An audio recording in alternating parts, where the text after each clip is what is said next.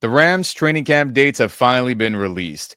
PFF ranks our coach, ranks our D-line, a Ramsey trade update, and tons of other news on this off-season update episode here on the Rams Up Podcast Network.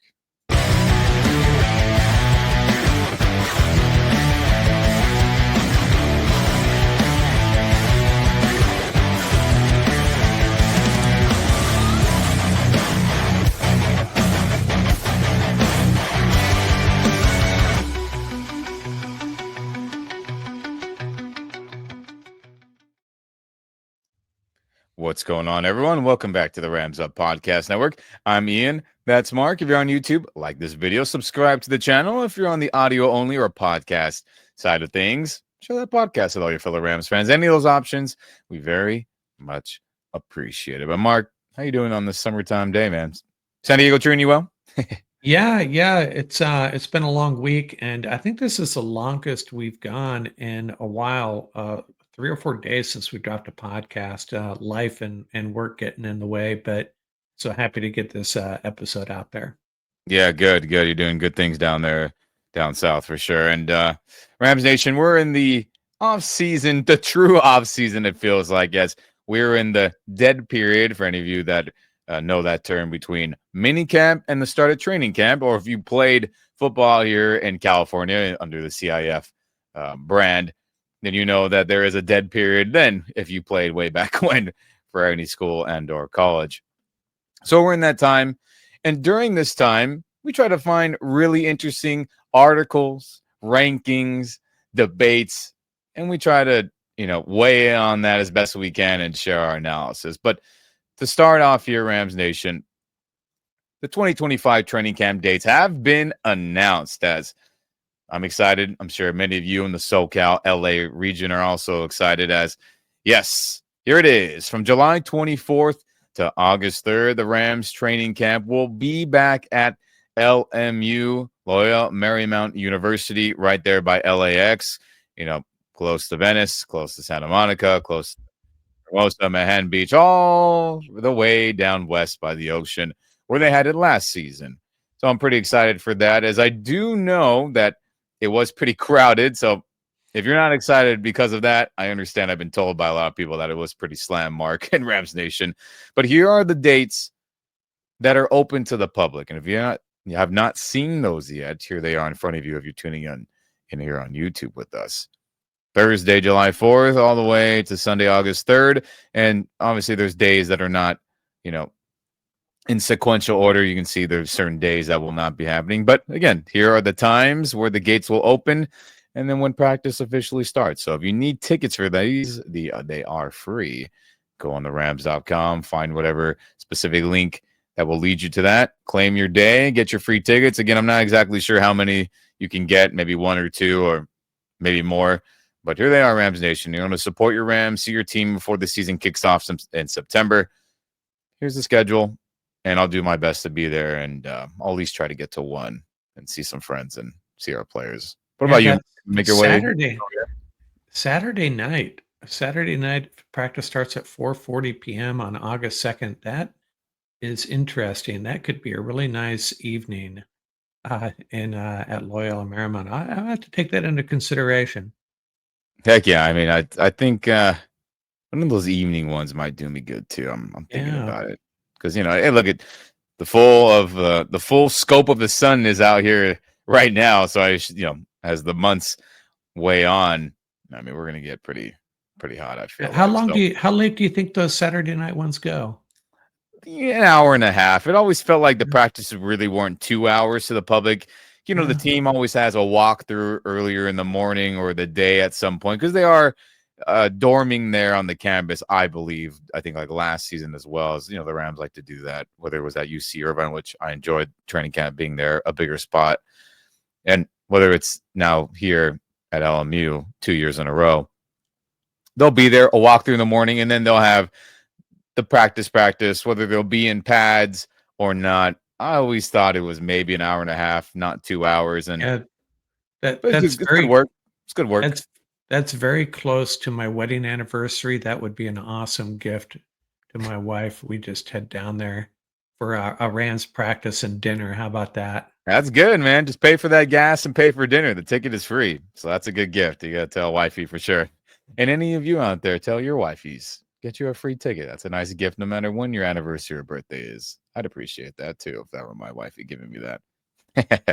For Rams Nation, LMU training camp coming up very, very soon. I'm excited to see you all down there. All right. So we got that going on, Rams Nation. But what's something else that's pretty cool that we saw recently? And that would be PFF rankings for multiple things, but we'll start with this one right here as PFF ranks the Rams defensive line. Now, this includes the nose tackles. This includes the D tackles, which we consider defensive ends in our scheme, and the outside linebackers or edge rushers, another name for it. So this list that PFF compiled includes all those guys. Anyone that rushes the passer on a consistent basis, pretty much, or defends the run up front, from outside linebackers to D tackle, D ends, quote unquote, to the nose tackle. They included all of them in this ranking. So the Rams come up as the 9th best in the NFL. And a large portion for this ranking is, of course, the Young Bucks, the Fearsome Foursome Part 2, whatever name they'll give themselves, or JB Long or other ones, the Rams media, or maybe ourselves will pick a name for them for this new group. Kobe Turner, Braden Fisk, Byron Young, and Jared Verse are, of course, the main guys who are kicking ass up there and doing good. But this list also includes Puka Nacua, who we just signed. It includes all of our backups and does not include the young bucks coming in from college, as this group could be, bolstered and boosted depending on what Josiah Stewart looks like, depending on what Brandon Jackson, looks like with him more playing time, and so forth with all our guys that were taken and that are young guys we haven't seen much of. But who is ahead of us? Well, I'll go through this list really quick. Pittsburgh Steelers are ranked number 1. Philadelphia Eagles are ranked number 2. The New York Giants, with all their trades and signings over the past couple of years, they're ranked number 3. Houston Texans are ranked number 4. Buffalo Bills are ranked number 5. Detroit Lions are ranked 6. Cleveland Browns, number 7. And then the Denver Broncos are at number 8. And then here we are at number 9 as. Yeah, I suspect that we would be higher, except for our pitiful run defense at times last year. They probably had to take that into account. But from just a pure pass rush perspective, I think we've got to be higher.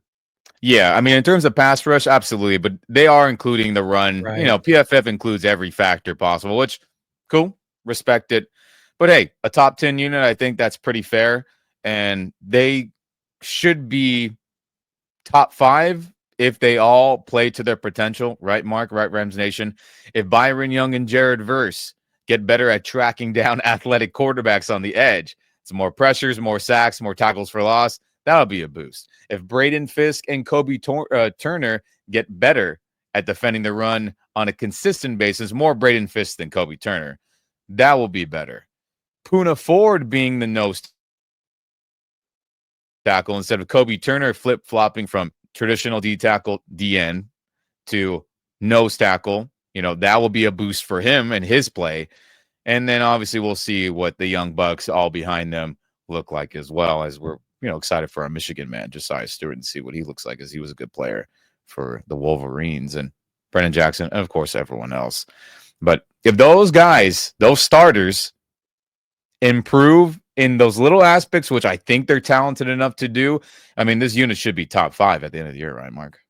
Oh, yeah. And I'm especially excited about, Tyler Davis and Ty Hamilton, see what they can do. That's right. Yeah. I think we're going to be a little more, I think we're going to have a stronger rotation. I think we're a little thin, when we get to that, Laurel Murchison and, some of these other guys, Deshaun Johnson, they were good at times, but I think we might be better, a little bit more solid when we get to those second level guys that we have to rotate in occasionally.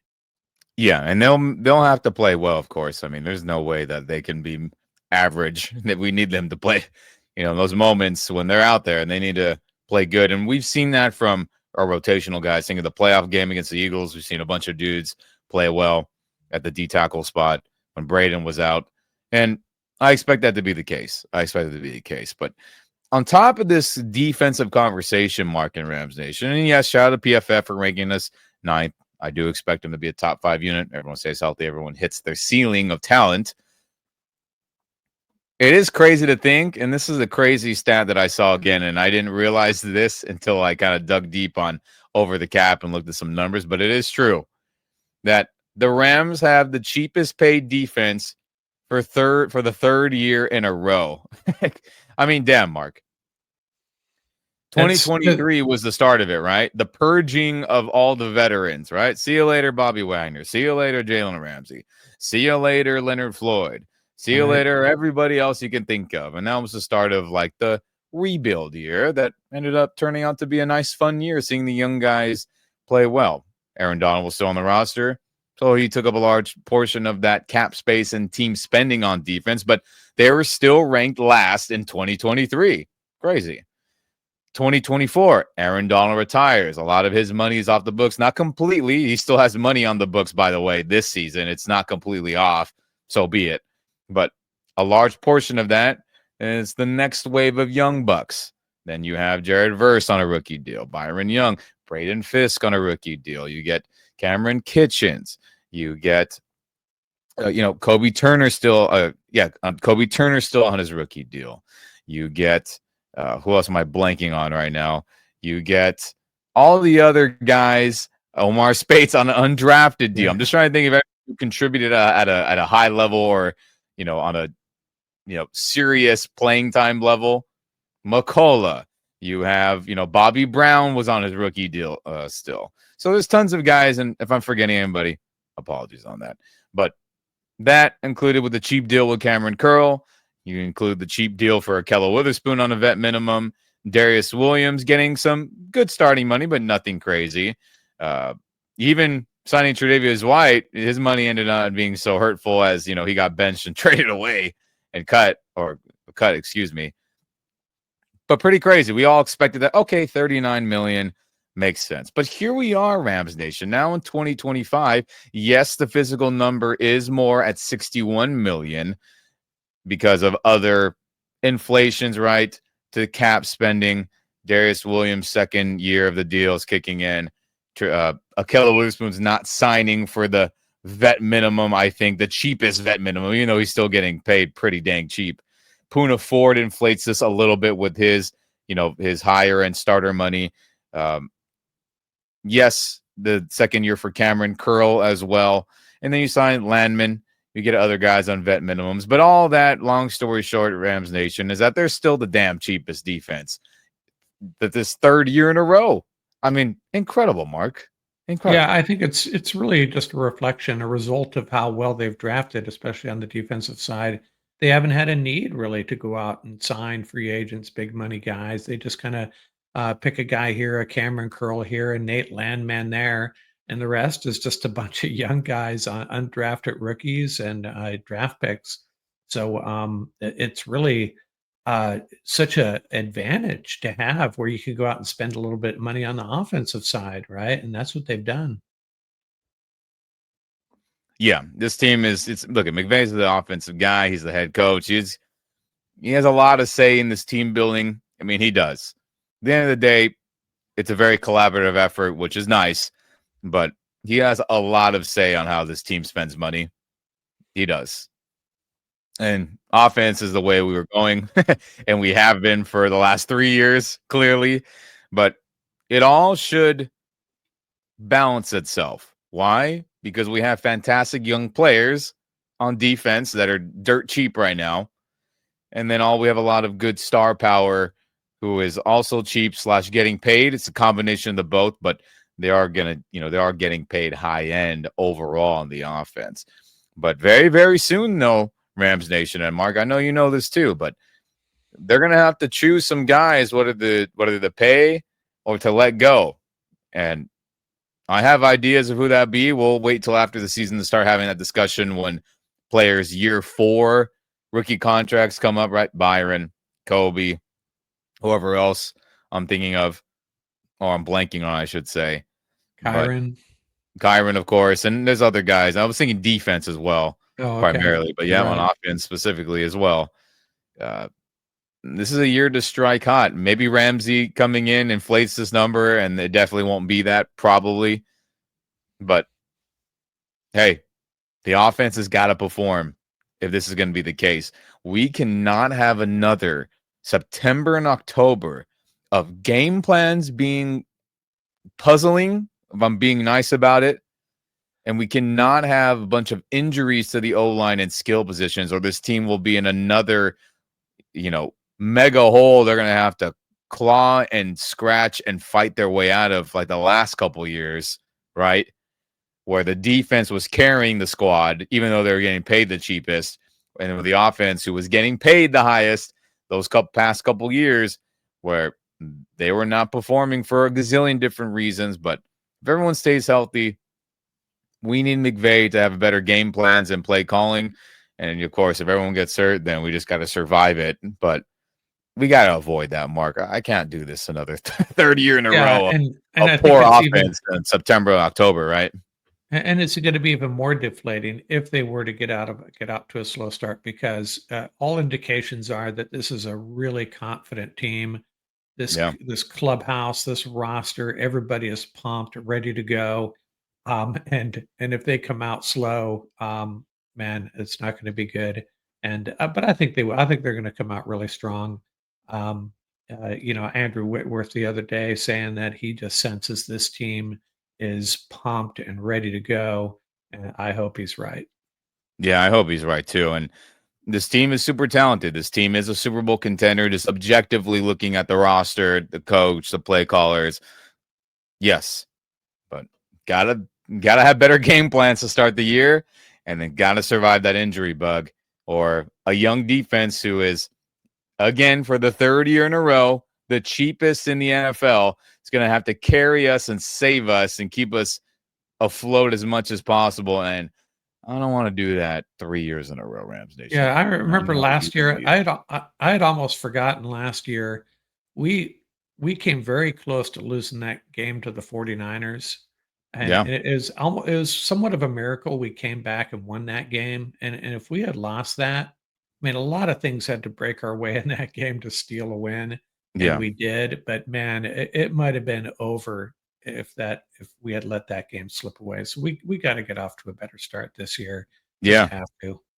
We have to. We agree. So, hey, McVay and them says, hey, the defense is good. They're cheap. We'll worry about offense. So I better see some good results in September, October, if that's going to be the case, which it is based on the stats and the money spending. Pretty cool. We got a good talented group, and we'll see what happens, Rams Nation. But another PFF ranking, speaking of coaches and all that, and it is pretty cool that everyone is starting to recognize Sean McVay as a great head coach, no matter what. There's been plenty of people out there who have been like, I don't know. He's a know-it-all. He's this and that, that, that. And again, it's not a ton of people, but there's still professionals out there that I've seen articles or seen their commentary. I'm like, look it, I got my problems with McVay game by game. There's sometimes he has some dumb game plans. Sometimes he has some dumb play calls, or he doesn't call certain plays, which I don't understand. Those are my weekly gripes, but I'm happy to have him like coach. He saved this franchise. Let's keep it real. So I'm glad to see PFF rank Sean McVay as the third best head coach in the NFL, as he is behind #1, Andy Reid of the Kansas City Chiefs. He's a future Hall of Famer. No shock.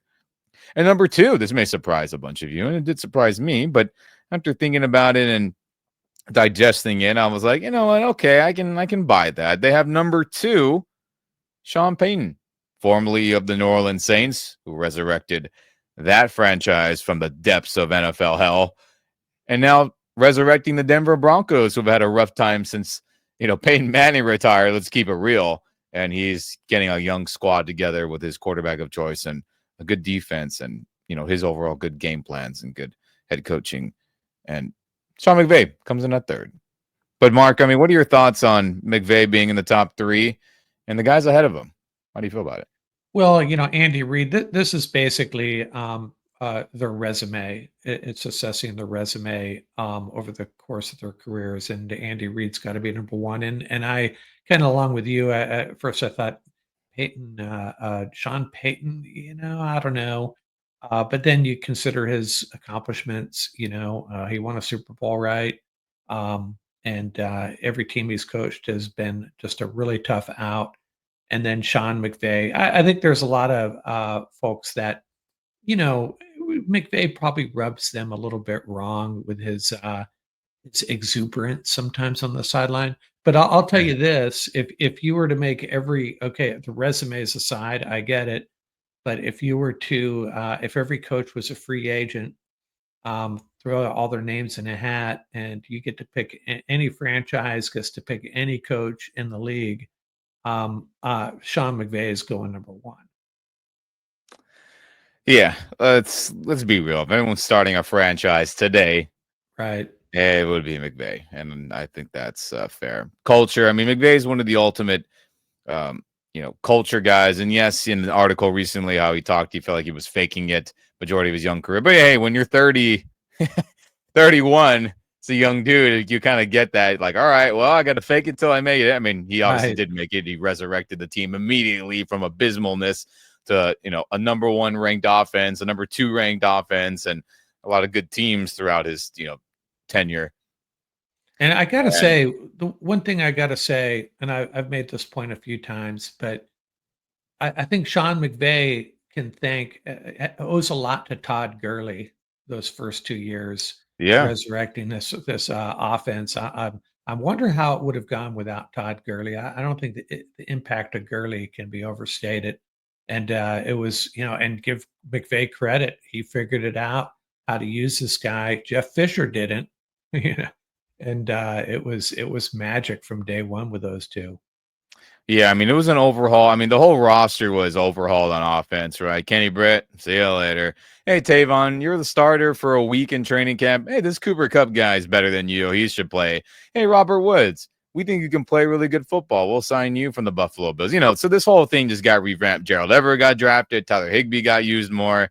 Lineman, Whitworth comes over. I mean, it was a complete overhaul on offense. There's a lot of factors of why it went well, but Todd Gurley is definitely the driving force into why this offense was pretty dang good and why he got a lot of success early. But hey, we've morphed into many different versions of the offense. It was a zone run, heavy play action to, hey, didn't work out at the end of the Jared Goff era, right? Went pretty bad.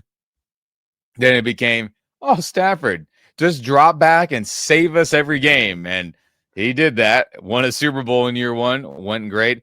Then started to blend in more of the man/gap run scheme, right? More instead of area blocking, it became more like, hey, we're going to block that specific guy, open up a lane in this specific region of the field between this tackle and that guard and so forth. I'm just keeping it simple.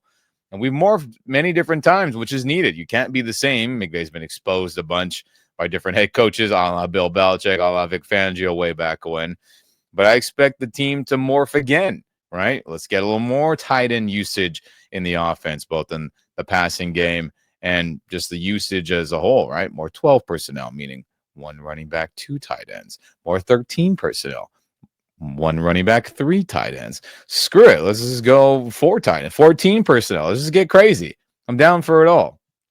And I think that should be the next evolution instead of just going 11 personnel, 1 wide receiver, 1 tight end, 3 wide receivers. And there'll be tons of it with Tutu, Devontae, and Puka. But McVay wants to be still considered one of the top coaches overall, right? Culture, leadership, teacher. And then, hey, how can you keep adjusting and keep being a good play caller as often as is humanly possible? He's got to adjust, and I feel like that needs to happen, and I feel like it will with Terrence Ferguson being drafted and Higbee hopefully being healthy as well. But we shall see, Rams Nation. I'm excited for the season. I expect a lot of this offense, and I expect a lot of the Coach McVay. No more burning timeouts before the half is done or before the fourth quarter starts.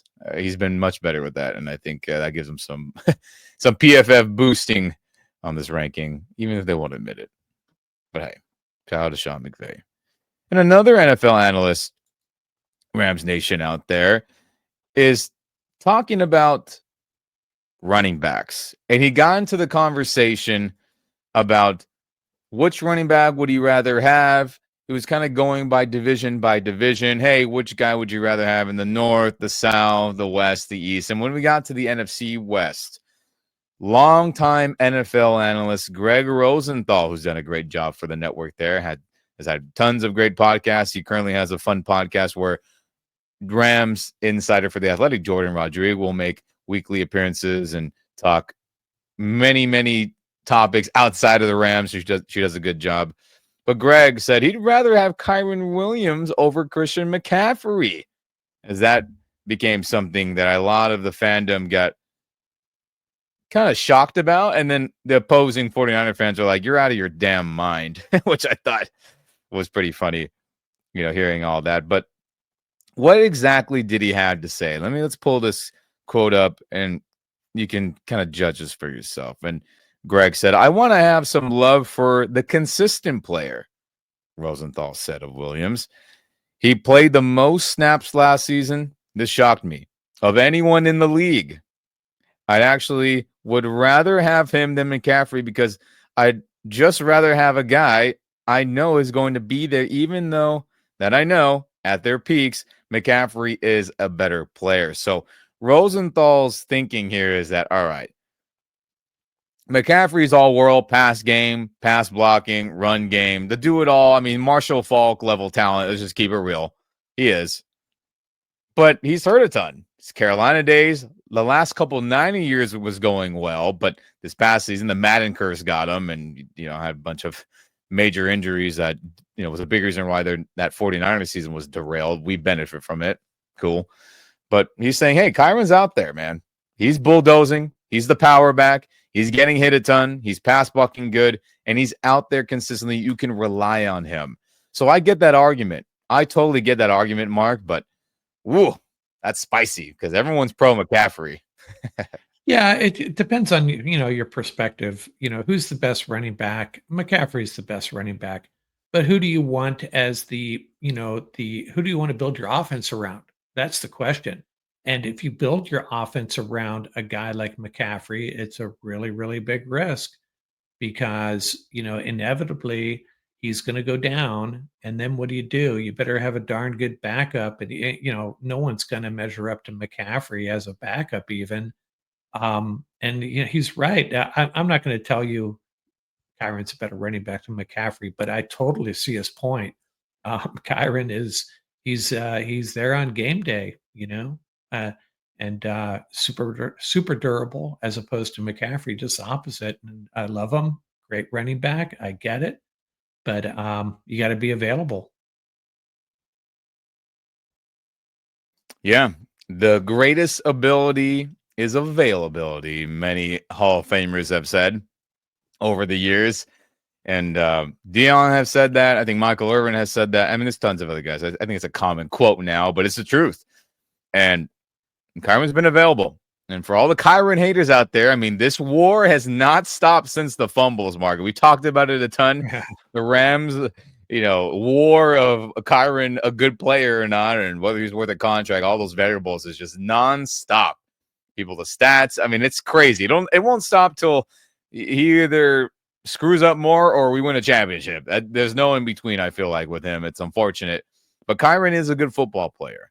Kyren is a valuable football player. Could other players around the league do what he's doing?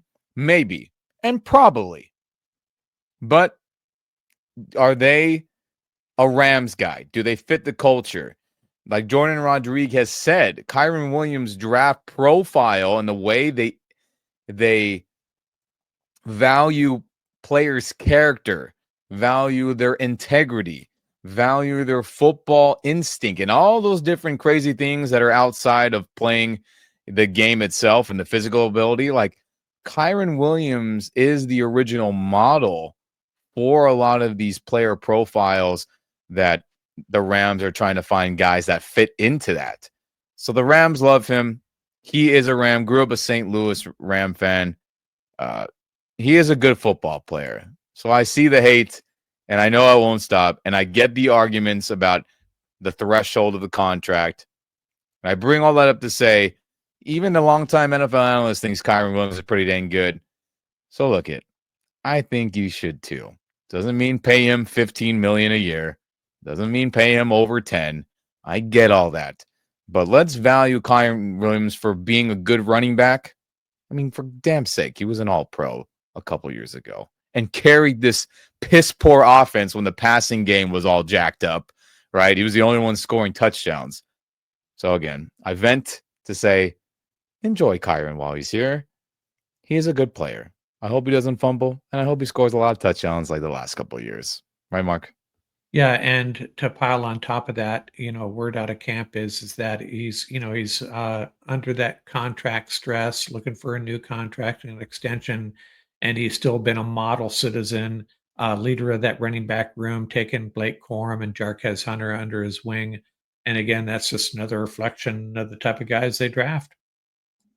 Yep. He is one of the original drafty player models, right? They're trying to find more Kyren Williams-esque guys to be joining this team every draft. So, hey, shout out to Greg. Some Kyren respect out there when there's been a lot of negativity these last half a year or so. Yeah. Golly, but pretty bold, though. Kyren over McCaffrey. Can't say I hate it, though. But some other fun news, or I guess some stats we can digest, Rams Nation, is that Puka Nacua seems like every couple of days he's in NFL headlines as he is becoming a well-known, well-established, and well-respected superstar. You're starting to see national media folk claim him as a top 5 wide receiver. Not everyone yet, but many people. You're starting to see people just be fans of Nacua for his energy, for the way he carries himself, and all that fun stuff. But what do the stats say, right, Rams Nation? What does that say? And the stats on this one right here say that Puka Nacua is the number 1 wide receiver in first down catches, which is pretty dang incredible if you ask me. Because we think of Puka, we think of him getting the tough yardage, we think of him getting pretty dang open on those in or dig routes. You think of, the crazy sideline catches or a crazy back shoulder catch or him running a screen for 20 plus yards and him laying out DNs and linebackers, lead blocking and blocking. But when you think of him in terms of productivity, he is ranked number 1, Mark. I mean, pretty dang incredible. So let's pull up the stat right here. And shout out to the fantasy points data. It has a lot of these, fantasy football stats where they can get really nitty gritty are starting to come out for people to, get their drafts going. But it says here via their Twitter X profile or tweet, when he, Puka Nacua, ran a route in 2024, Nacua ended up catching a pass for a first down 17% of the time. I mean, how ironic, he was number 17. That's more than double the rate of Cooper Kupp, who was at 8.4%. He also blew out other elite wide receivers like Jamar Chase and Justin Jefferson, who are at 10.7% each. So if you look at this table right here, if you're tuning on YouTube, if you're not, check this table out. Click our video, find our video of this episode. Puka Nacua ranked number 1 with that 17% catch rate that ended up being a first down. Incredible. Who's under him? A.J. Brown, an all-pro. Amon-Ra St. Brown, an all-pro. Mike Evans, a future Hall of Famer. Nico Collins, a Pro Bowl level all-pro, leaning towards level wide receiver, who I think is a good player. Drake London with the Falcons. Johan Jennings with the Niners. Lan McConkey with the Chargers. Devontae Smith, another Eagle. And then Josh Downs for the Indianapolis Colts. But Puka Nacua sitting there at number 1 with that 17% of the time. I mean, remarkable, Mark. I'm not shocked. Yeah, and I would love to know how many of those did he catch? Did he have to catch and as yards after catch, picking up the first down? I bet you it's a very high percentage where he was catching it short, and his ability to get extra yards after the catch are amazing. But this stat really doesn't surprise me. I'm surprised we hadn't seen this before, but it kind of makes sense if you can, watching him all season long. It's just what he does, right? Yeah, no, it's incredible. I mean, again, the tough yardage on screens, the tough yardage when he's catching those comebacks or in dig routes, right? Think of like those 10, 15-yard in routes where Stafford lays it in the middle of the defense around that region, and he catches it, gets another 5 yards. Those jump balls or sideline catches where Stafford will chuck it up. It's like, Nacua will get it. He'll make a crazy catch. I mean, it's so common. He's just a special player. And this stat backs it up even more. And I'm glad that the national media, like I pointed out earlier, is really starting to catch on and have Nacua in those conversations. And it's beautiful, right? We all thought that the Allen Robinson thing really set this team back. And it's like, it's going to be Cooper Kupp and a bunch of kids. And then, Nacua. Actually, he's better than Kupp now. Like out of like immediately, and broke records, continues to ball out. I mean, we're so lucky to have him. We're blessed, and he'll get a fat contract from the Rams when his time is coming up after the season. I mean, no doubt about it. He will get extended, and he'll make top of the market money, and deservedly so. Again, the blocking, the catching, the route running, tough yards, the run game, jet sweeps. I mean, all of it. I mean, complete wide receiver. He's got to be in the top 3 of run blocking efficiency if he's not number 1, right? I mean, he's an all-pro level receiver. I expect him to be that and get voted as such this upcoming season if he stays healthy. Yeah. And I'm pretty dang sure he's number 1 in Rams jersey sales as well. As he should. As you know, Rams are going worldwide now. Australia, Right. all of the Asian nations, right? England will be going, or just in Maui, Hawaii, and LA, California, and all the other Polynesian Islander people, hopefully enjoying some Puka Nacua. So, yeah, Puka Nacua, man, a baller, a future All-Pro, and hopefully he'll be a Super Bowl champion at the end of the season, which will cap off a great young start to his career. But Nacua is that dude. Again, ranked number 1 in first down catches this past 2024 season with 17% above tons of other all-pro guys. Baller. Absolute baller. But with that, Rams Nation, we got to give you a Ramsey trade update, right? As we all are hopeful that Jalen Ramsey will end up back on the Rams somehow, some way, as we have talked about it a ton here on previous episodes within the last couple of months, that the compensation that the Dolphins are looking for is just too much for the Rams. I mean, the Rams are like, yeah, we traded him away because we didn't want to pay him the money you paid him. So we're not going to take on that contract. We're not going to give you a bunch of draft capital back. Doesn't make sense for us for all those reasons and more. So Adam Schefter has reported that, he still expects the Ramsey to get traded. Ian Rappaport, also NFL Network's insider, has also said that he also expects Ramsey to get moved. And our own deadline here, Mark, has been around training camp or before training camp, right? Before things really start to ramp up, right? Preseason games, getting the roster situated, seeing which guys can play or not. And that'll be important for the Dolphins if he's not going to be a starting corner for them. And that'll be important for us if he is going to be a starting corner.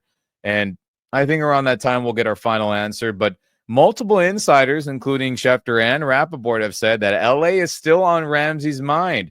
They said the Chargers or the Rams are still floating around for Ramsey. And those rumors and or swirling of insider knowledge is still hovering in the NFL world. So makes sense. Chargers because he wants to play with his old teammate from Florida State, Derwin James. He's been very vocal how he's always wanted to play with him, and Derwin always wanted to play with Jalen. Makes sense. And then, of course, a Rams reunion for the team he never wanted to leave from. So, Jalen loves Los Angeles, and I'm sure he'd want to play for Harbaugh's Chargers to team up with Derwin, and then if not, come back to the Rams and, go on a hopeful and likely Super Bowl run. But what do you think, Mark? You think he lands in LA, whether it's us or the Chargers, like the insiders are saying? Before I answer, I will say I've heard rumblings a wild card could be the Raiders, but Tom Brady would have to give it his blessing, and I'm Yeah. not sure that's going to happen. But that said, I don't really. Sometimes I don't think I really care if he joins the Rams or not. I feel really good about this defense, and I don't think he's going to improve the outside corner position. Like you've said, he's going to, play a star position for the Rams. That Yeah. said, I would be super excited if they landed him. You know how it is like, yeah, whatever. We're fine without him. But the moment they land him, I'm going to be pretty pumped if that's what happens. Yeah, I'll be pretty pumped, but I don't expect a trade to happen unless the Dolphins really eat a lot of that salary, what they're going to pay him, right? I don't have to be almost Von Miller-esque in 2021. Obviously, we gave up a 20, or we gave up a second and third round pick, but that's not happening with this Ramsey trade if it were to happen. But I expect, just like teams wait us out all the damn time, right? Remember, Leonard Floyd's on the trading block. No one traded for him. We cut him. Oh, Cooper Kupp's on the trading block. High salary. No one traded for him. Cut him. Then he signs with the Seahawks. So I expect that to happen with Ramsey. And if that does, around the training camp, kind of early training camp era, which I think will be the deadline just in my mind, but could go longer. I think he does come back to LA and chooses to, rejoin us. Could he go to the Chargers and team up with Derwin? But let's be real. Herbert, who hasn't proved anything, I think he's a talented quarterback, right? Receivers, they're in the AFC. You got to get through it's a tougher road, right? Ravens, Lamar, Buffalo Bills, Josh Allen, Mahomes, Raiders are going to be better. It's just a tougher journey. Does he think he'll win the championship there realistically, even though he's playing with his homie Derwin? Probably not. Come to the NFC, be with your boy Stafford, McVay, a young defense with great pass rushers. You can play the star. You can play well there. You can play on the outside in the base stuff. It just makes so much sense for him to return if he is cut, which I do expect the Dolphins to eventually, fold and release him, because I think that relationship is toast. My own opinion, even the insiders think that as well. So I think he'll come back to us. I'll be shocked if he goes somewhere else. And we can only hope. That's really it, huh? We can only hope. But there's your update on that, as we're giving you every week as we get some little tidbits of news. But shout out to the insiders, Schefter, Rappaport, and others that say, hey, Rams and Chargers, the LA teams, are still floating around as possibilities. And that's kind of what Ramsey wants. Go back to the West Coast, go back to LA. So got to wish it into existence, Rams Nation. Keep hoping. Keep those football prayers going. Keep your Rams prayers going and your Ramsey prayers. All of them together. And we shall see whether he's number 20, number 5, number 1, number whatever, number X, Roman numeral 0. I'll be glad to have him back in a Rams jersey and playing for a hopeful Super Bowl contender. But we shall see, Rams Nation. We shall see. But man, oh man, training camp is very, very soon. The dead period is on, but we'll continue to get you fun stats, fun articles, commentate on them, give our opinion. But let me know in the comments, Rams Nation. Do you think the Rams D line is only the 9th best in the NFL? Again, that includes nose tackle, D tackles, outside linebackers, the edge rushers as a whole, from starters to backups, third string, etc. Do you think they're the 9th best? Should they be worse? Should it be better? And again, think of the run game, think of the pass game, pass rushing, all of that combined. And then do you think Sean McVay is the 3rd best coach in the NFL? Do you think he should be number 1, number 2, 3, lower based on stuff? Let me know in the comments. All that fun stuff. I definitely want to hear your thoughts. I will read them. I will respond. So I appreciate you commenting and letting me know your thoughts on that. But Mark, before we get out of here, any final thoughts on any of those things? Yeah, I just wanted to share. We'll get rolling on some new fun content here over the next week. I hope to have a friend of the show back on Saturday or Sunday. And hey, if any of you out there want to join me for a Rapping with a Ram fan session, send me an email. It's a good time of year to do that. Just jump on with me and we'll talk Rams football.